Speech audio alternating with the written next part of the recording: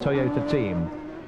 And Gerhard Berger here, BMW's worldwide director of motorsport, the former F1 driver, is talking to Yannick Dalmas, three-time winner at Le Mans, and they are now showing only the number 15 car in the lead because the first BMW has hit the wall.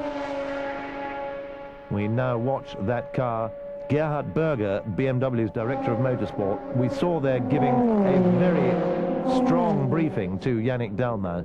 They realize that with just one car left, they've got to balance consistency and reliability. Consistency and reliability with the need to fend off the number 3 Japanese crewed Toyota, and that is Butch Leitzinger in the Brabham Bernard car he's sharing. The Paynos had all manners of trouble. If they'd been running consistently, they would be third now in front of the Audis, but they're back in 7th position and having to deal with a whole raft of dramas. So, Katayama, Tsuchiya and Suzuki, that's Toshio Suzuki, not the former Formula 1 driver, the 44-year-old Toshio Suzuki, are in hot pursuit of Pierluigi Martini in the sole remaining BMW. Tension there, you can see, from the clenched fists in the Toyota pits. And the Nissan Courage, more troubles. Been across the gravel. Oh, he'd spun. He'd had a spin. Tired drivers, tired reflexes. Late in the race. The Le Mans 24 Hours is not called the Grand Prix of Endurance without reason. But having said that, Katayama has unbelievably just put in a new fastest lap. I think the instructions he's getting from Andre de Cortance, who we see here going through his notes, are making it quite clear. And what has happened here? He's got a problem. He's got a problem. Drama again at Le Mans 1999. That's Katayama. Look, he has had a blowout just over the crest of the Mulsanne at the Mercedes flying strip there, just 300 meters behind us. What a disaster. That is the damage to the... Look at the nature of the tire. He's driven back to the pits on that, and it is bound to have had some damage caused to the underneath of the car. Andre de Cortance, who after all was the designer of the car, wants to have a look and see how much damage has been caused. That's a shame.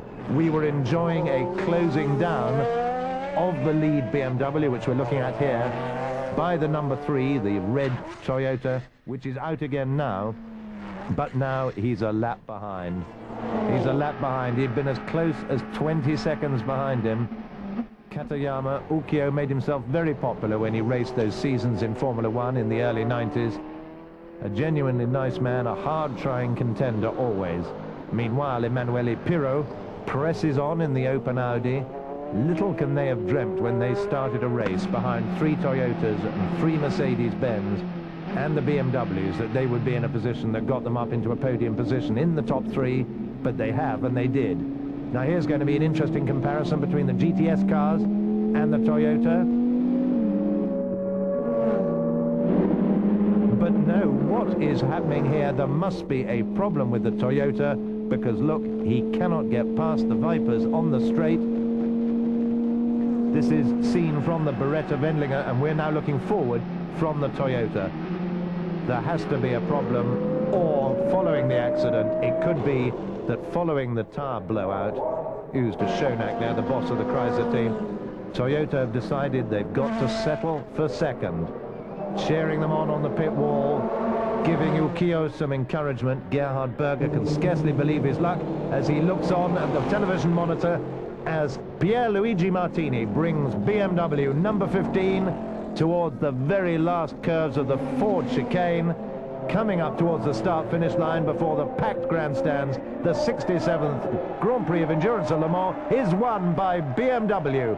The BMW of Pierluigi Martini at the line. Delight in the pit lane on Charlie Lamb's Schnitzer team pit wall.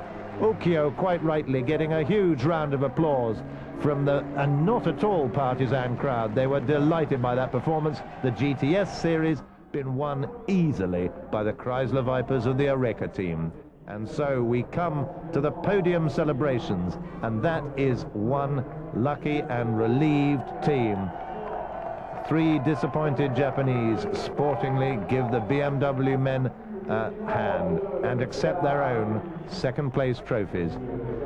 And the Audi Sport Years team can hardly believe their luck. Emanuele Pirro there with Frank Biela and Didier Taze. Monsieur Michelin also pleased. A win, of course, for a Michelin-equipped BMW car. The mammoth crowd has poured onto the pit lane, onto the start-finish straight, and the party now will only just begin. It's a long race, the 24 hours of Le Mans. Some already thinking about heading home. I hope you've enjoyed the 1999 Le Mans 24 Hours won by BMW.